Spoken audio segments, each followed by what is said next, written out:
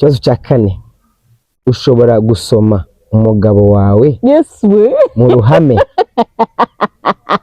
wabikora? Kanikaru. Mwari mubana. Nukuntu twari tubanye n'ababyeyi cyane cyane mama nanutse umva ndakubwiye wakubwira ko nangije gukora ubu the next day nese njya kureba mama kandi naguye ngo yabyeme so nimbuka nkumbuye mama nyine turaganira cyane niwe muntu tuganira cyane kurusha abandi bose. She is my best friend. Ujye kuryama ya nta mwana ujya kureba JD family. Okay.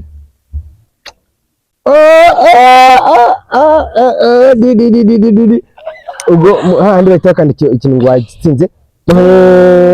Watsinze. Hi guys, this is JD family. Yes, we are back again. JD family. Yes, we are back again. Narababwiye ngo mutugaye gutinda ariko ntimukatugaye guhera. Yeah, ntimukatugaye guhera. Yego. Yes, we are back again and we missed you so much guys. Nukuri twe tubakumbuye. Yego. So kuza imbere ya kamera mbese ni privilege. Umva ari nk'Imana. Umva mbese tunezerewe. Umva Imana iba iri gukora ibitangaza. Yego. Hari abantu batuye hirya no hino muri kino gihugu cyacu cy'u Rwanda, abari burasirazuba, iburengerazuba, amajyepfo ndetse n'amajyaruguru, mwese tubahaye ikaze. Ni JD family, ni famille inezerewe, ni famille ifite intego imeze ite baby? Yes, ni famille ifite intego zikurikira. Iya mbere niyo gufasha young couples. Gufasha young couple, abantu bagiye gushakana, bari mu rukundo ariko bari guplaninga uburyo. Yes, bari guplaninga kubana, uburyo uko twabigenje cyangwa se urugendo mugomba kunyuramo kugira ngo bigende neza. So tubigisha gufashanya. Nicyo cya kabiri. Yego. Icyo kabiri no gufashanya mu gihe mwamaze kubana. Ese niki ufasha umugore wawe? Ese wowe niki ufasha umugabo? Ese iyo umwana aje bigenda bite? Mbese step by step kuno bimeze. So we give you an example as our family. This is my husband. Yego.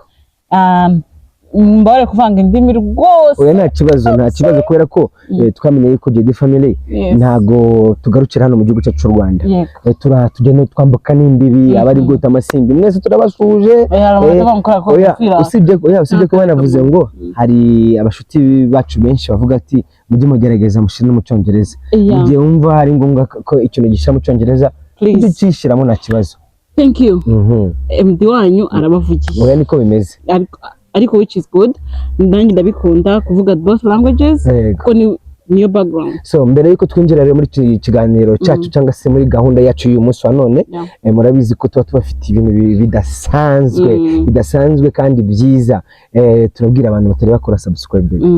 Abantu batari bakora subscribe,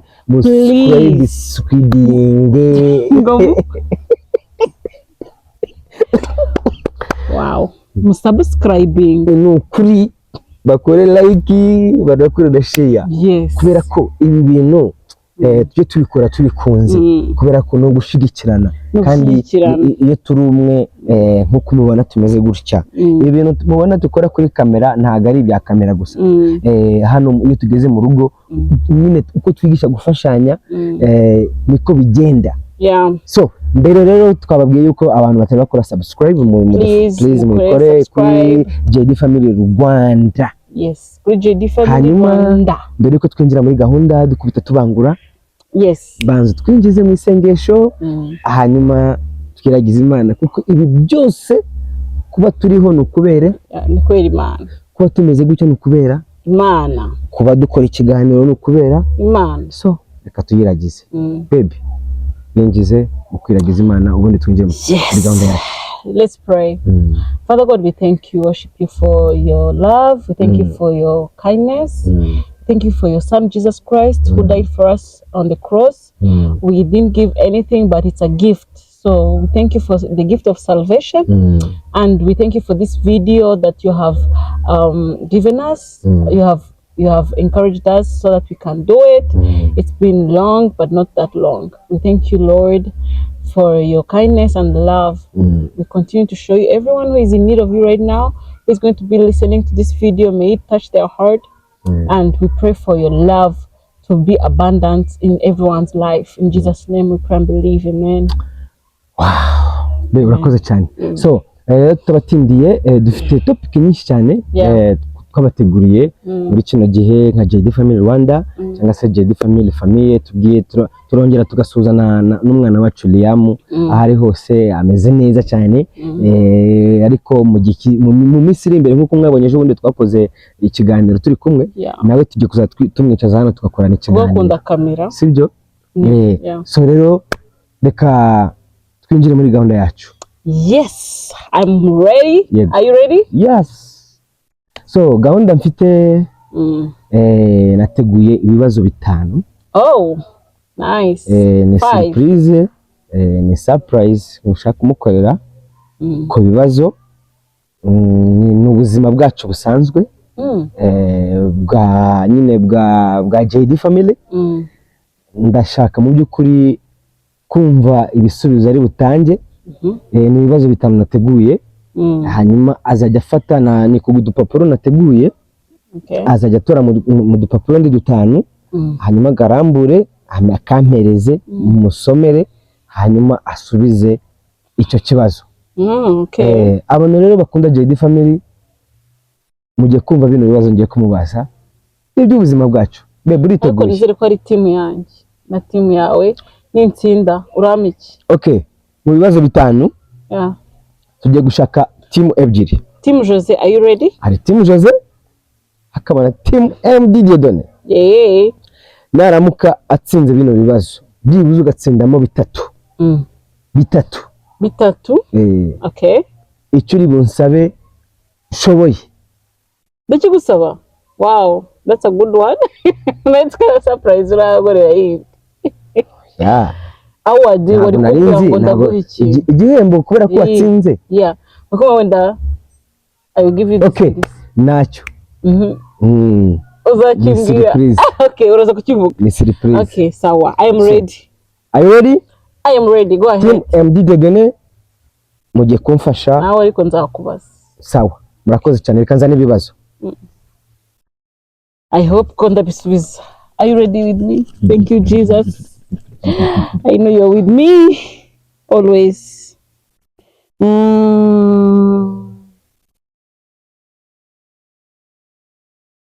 Noyema kanini kurusha kandi. Ariko ntabwo ari kanini.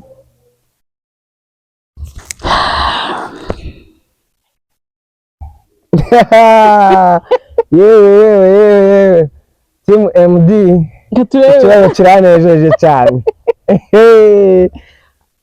Haranditse ngo ikibazo cya 4 ushobora gusoma umugabo wawe mu ruhame wabikora? Kanikaru nanjye guseka nabi. So gusoma umugabo wanjye mu ruhame mbikora se sinzagomba mbikora mu ruhame sinzagomba mbikora usanga ubikora ese birakwiye ko ariko ntabwo nyine tujye kwereka abantu ariko iyo biterwa na situation nyine okay ese mu kindi kibazo birakwiye ko ese hari ikintu cyatuma udasoma umugabo wawe mu ruhame? Ketse wenda afite ikibazo mu kanwa kandi musanganywe urasanganywe wenda afite nyine nk'iryinyo ryacitse arimo igisebe cyangwa umuntu wundi uzukiza muri nyine kiretse hari impamvu z'impanuka y'umunwa sibyo? Ukese impamvu y'iki? Impanuka y'umunwa yawe ukurusaza wamenetse wakomeretse ariko nta mpamvu nta mpamvu namusoma. Okay bikore. Ni there. Ese turugukira truth on there. Nse ngibi cyo ngibi watsomera mu ruhame. Ikibazo ni cyawe sibyo? Dore ngiyi Nusu ruhame ni YouTube. Mu ruhame uzana mudukurikira abantu 270 ahubwo mwiyongere mwe benshi mudushigikire mwiyongere dufite abasubscribe 240 abana bari bakisohotse young couple mudukurikirana mudushigikire musharinge kubera ko ibi tubikora atari kwiyemera no kugira ngo dufashanye kugira ngo twubake urugo tumeze neza nyine ntago ari cyo kibizo cyo ku ruhande ni ikibizo kiri cya kindi nyine kiri holy kiss kibizo cya dance kibizo kiri abana rero ni kibizo kiri holy ntago kizana ku ruhande ndi kumva ari abana benshi bari kunde abana bujye kuryama nta mwana ujya kureba JD family okay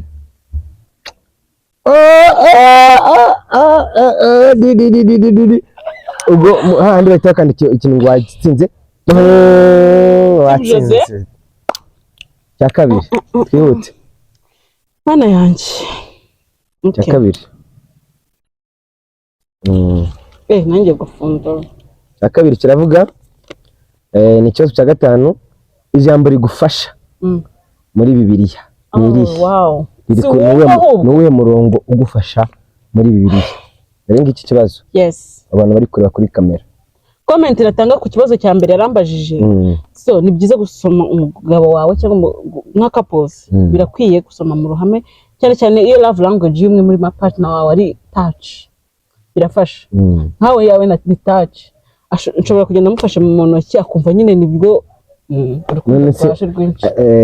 hari umuntu ushobora kuba afite umugabo cyangwa se umugore yamusoma akamureba ikijisho biterwa na culture none wakuriyemo cyangwa n'imibanire babanyemo niba se muvanye nabi hari ukuntu utagira ariko abantu badukurikirana mu gihe comment mwashwanye umugabo wawe akunda kuri ibyo bintu turi kuvuga ese bimeze biti mubona bibona gute umugabo yawe yakurakaye wakoze agakosa gato wenda afite iyo love language ya touch ukoresha imwe muri yo yitwa touch yitwa physical touch so umugabo wawe yarakaye ugende mu ruhame cyangwa utabishira burundu akabanga amabwire none agakisi gakora abazimu ariko nyine mu gihe love language yiwe ari touch ashobora kuba ari amagambo ijoro ikibazo cya kabiri kiravuga ijoro rya nyuma uva iwanyu byari byifashe gute so ijoro rya nyuma uva iwanyu uzagusanga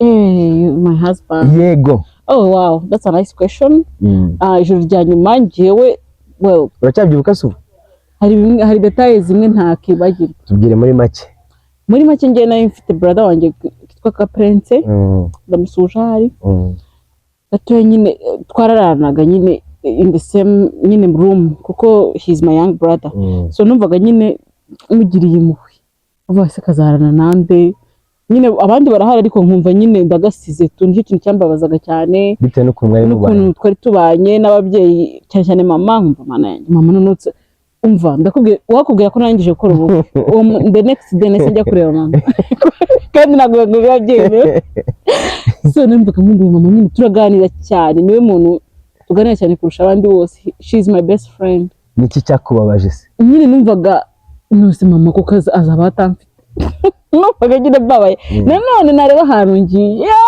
ngavuga let me go nyine numvaga hose ndahakunze nyine ni gukunda waravukiye ahantu numva nyine isuko mana yanjye bizaba bimeze bite numva ndi nervous ariko nize ntago nari mfite experience ariko ndavuga mana yanjye aho ngiye ni heza naho nsize ni heza so ukora ibyawe so numvaga nyine ahubwo umunsi wa nyawe niwe nabyutse mfite stress kubera make up n'ibyo byose ariko naragiye ngiye kwa kundi kajuru kaba kagiye kugera ubu ndi kubona abantu bose bari kumerekeza Yesu ndavuga mana wewe abantu baransika utatubeshe ujya kuva iwanyu uwo munsi ese waba wararize niki nararize mu mafoto niki cyagutekurira numvaga nyine ngewe marangamutima abakobwa benshi bararira ese niki gituma abakobwa barira icyambere aba ari umugisha kuba urongowe nge nafite mixed feelings kandi kurira cyakoze hari abantu barira ari ibyishimo nge nararize kuko niki cyagutekurira biravanze nyine nindi gutekereza tugiremo kimwe nafataga none amafoto ndi kumwe na daddy numva mana yanjye ko nyine ndi kumwe na daddy akenshi nyine mva mana yanjye abantu bazaba batamfite numva mbagiriye impuhwe. Nakundaga kuganira n'ababyeyi cyane nyine niyo feelings nayo mfite, ariko natekereza n'ahantu ngiye nkavuga nyine nkarira nishimye nkanarira nanababaye, so byari both kwa ko numvaga nyine Imana yanjye ndabasize. Murakoze, ngira ngo nyine mwabyumvishije. Mana wari yambaye ntabwo nyira. Okay, umeze neza. Okay, dukomeze. Ariko kuko turacyavugana. Yego. Njyewe ndumva mise numva nishimye mama. Ikibazo cya mbere ariko cyo cyanyuma kiravuga ngo umunsi nyawo wo kujya kubyara byari bimeze gute? Unyibukije handi hari ahantu ha trauma. Wa munsi uva mu rugo, uva mu rugo mu ncamake, uva mu rugo ibintu byambayeho nta nundi muntu hari. Okay, buri muntu afite experience, ariko ndikumva Mana yanjye naraciye mu buzima bugoye kubera iki nari ndi ngenyine. Iryo joro ngira igise actually cyambere nabyumvishe ko ari n'igise ntabizi ko ari, nasomaga YouTube bavuga ngo biryana gute, nasoma ndi na baby center nari ngifite, ariko umunsi wa mbere urantungura ko ndi ngenyine numvishe ikifashe ngo bikubita nyine cyangwa ubise gutya munda nyine hasi gutya ndava iki nicyo kuko hazaga ibintu byitwa nk'ibigenzo, bari imigenzo nabyo ubabara, ariko ntago ari hari ukuntu ngo biba biri different. Nese magara ahantu ndi ndafata Papa Liam yaregiye kuri kupagasa, ibyo hari nka 10 pm saa 4 z'ijoro. Ndafata phone vuba ndamuhamagara ndavuga ngo mva noneho cyo nicyo naga ibya bidi bazaga imigendo nkatava Papa Liam banza ari cyo bari uzabimenye mama nawe akambwira gutya. So rero naje kumenya ko ari cyo ndamuhamagara wapi phone yesuwe ndabwo ndakora iki kuko hari ahantu twazisigaga hari ahantu mwazisigaga ku kazi. Noneho njyewe nese ngo nasamamagara mama ndavuga you know what ndi kugise sinzi ngo ndi hehe ariko ndi kugise bimeze nabi. Atavuga ngo itubara hagati y'igise n'ikindi ngo harimo ngo bari kugeza bari kwicumi simbizi. Nago mbyibuka gusa nari ndi mu babare mfite ubwoba ngomba gupakinga kuko byaje mbere ya due date.